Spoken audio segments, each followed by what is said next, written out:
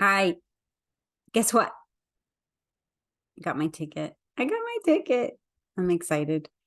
I'm scared and a little overwhelmed, to say the least, but I got my ticket. And it's you all that I have to thank for that. And certain people in particular, and they know who they are. But I cannot thank you enough for your support and the messages that I received and the empathy that I got from the empathetic students I have. And that's really there was so much I was reminded of this past week.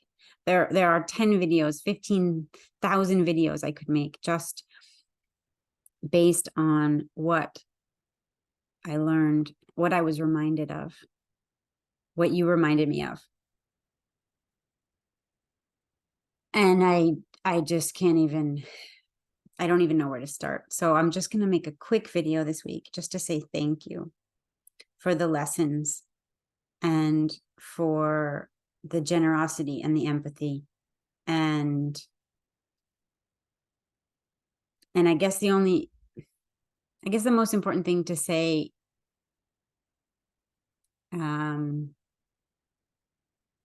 is that I didn't realize that I was making a cry for help, that I was issuing a cry for help or crying out for help in that last video. I didn't know that that's what I was doing when I uploaded it. I just knew that that's what was going on for me. And I couldn't hide it. And I couldn't talk about anything else. And being able to talk about things like that is something that I want to help English language learners do. And I know that if I don't do it, how, like, that I have to do it too. And at the same time, I think in the English speaking world, it's not the most common thing to hear, at least in places like when, an English classroom or an English speaking community, for example, right? People talk about travel and food and common interests. They don't necessarily talk about common challenges. And yet at this time, we're all going through so many common challenges. And we each learn different things, and we each have learned different things. And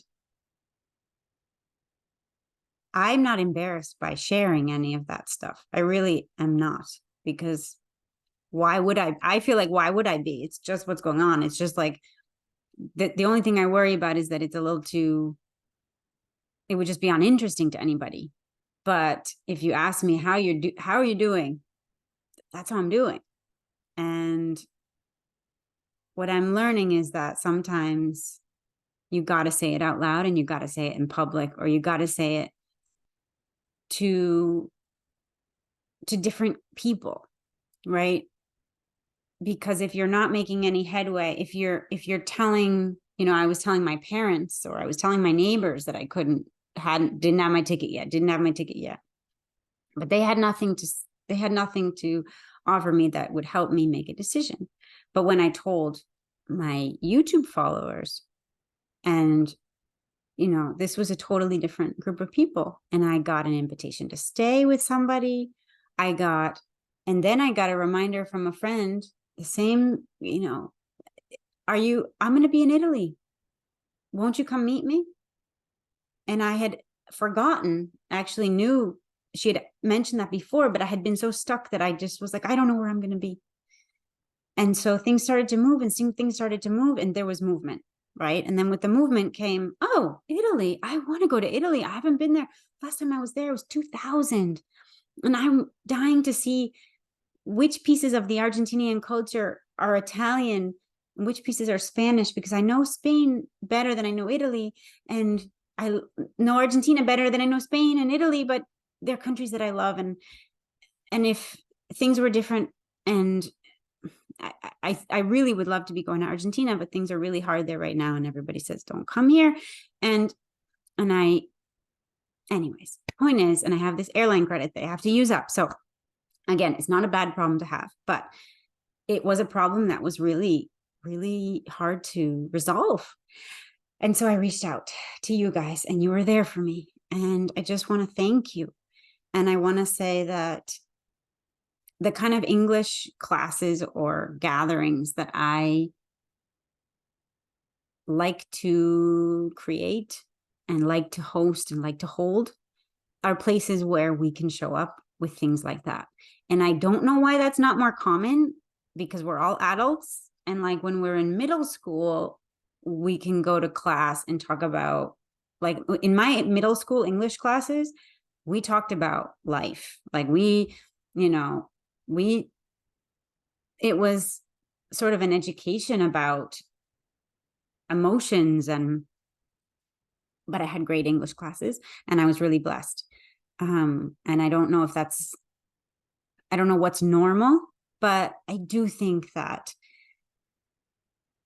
language,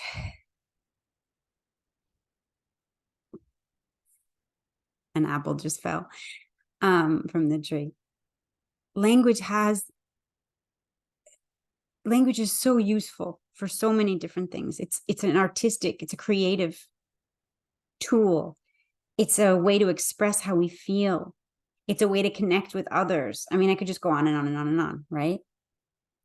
And I think in other languages, people expect to talk about themselves and what's going on with them. And yet the English language, native English language, native English speakers, the native English speaking culture is sometimes very self-effacing, is like, I don't want to talk about myself, or if I'm going to talk about myself, it's going to be about my weaknesses or the things that, make me like, that's a whole other thing. But the point is, this is very random, but I'm just going to leave it like this because I need to put out a video and I'm not. The point is that without meaning to, I was kind of modeling the kind of things that happen in my English classes. It's just usually not me who's doing it. It's usually my student. And it's not always, and that's not always the case. But I want my English classes, and I think my students would say that they feel that it's like this, that it's the kind of place where you can bring whatever's going on. How are you means how are you really? That's not the way it is in some circles. It's the way it is with my friends.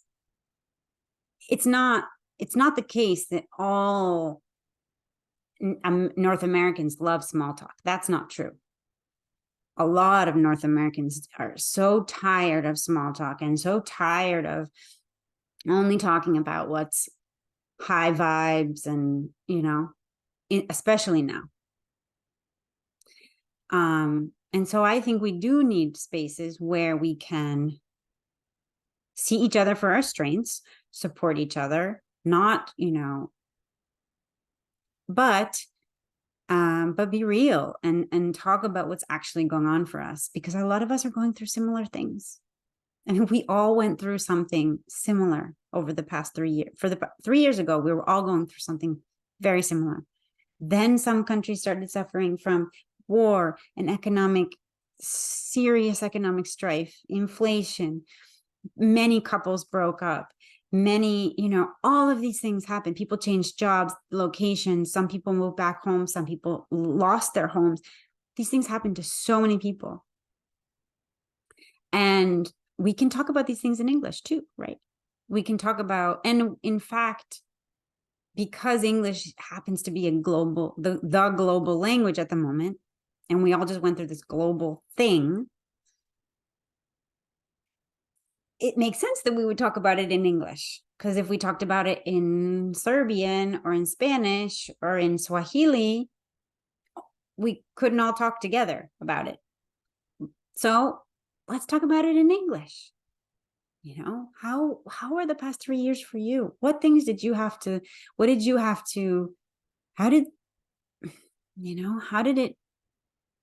did COVID, the pandemic, how did it change your world? How it changed mine?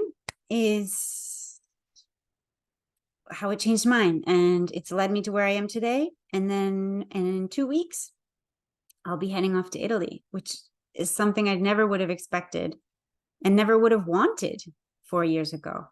And it took me a good 2 years to feel strong enough and able and have a new job that I can do virtually to be able to do that. So, but then I still couldn't make the decision, and I still couldn't press buy when I had the airline credit to use up. And you guys were such a huge part of that strength. And I can't thank you enough. I really cannot thank you enough. And see you soon. And in a week and a half, I'll see you on the other side of the pond, as they say here. And el charco. I don't know why we use this like as if it's really small. It is really small. See you on the other side of the ocean or the pond. And maybe I'll see some of you in person. Thank you, guys. Thank you all. Have a wonderful night. Bye. Or day. Or morning.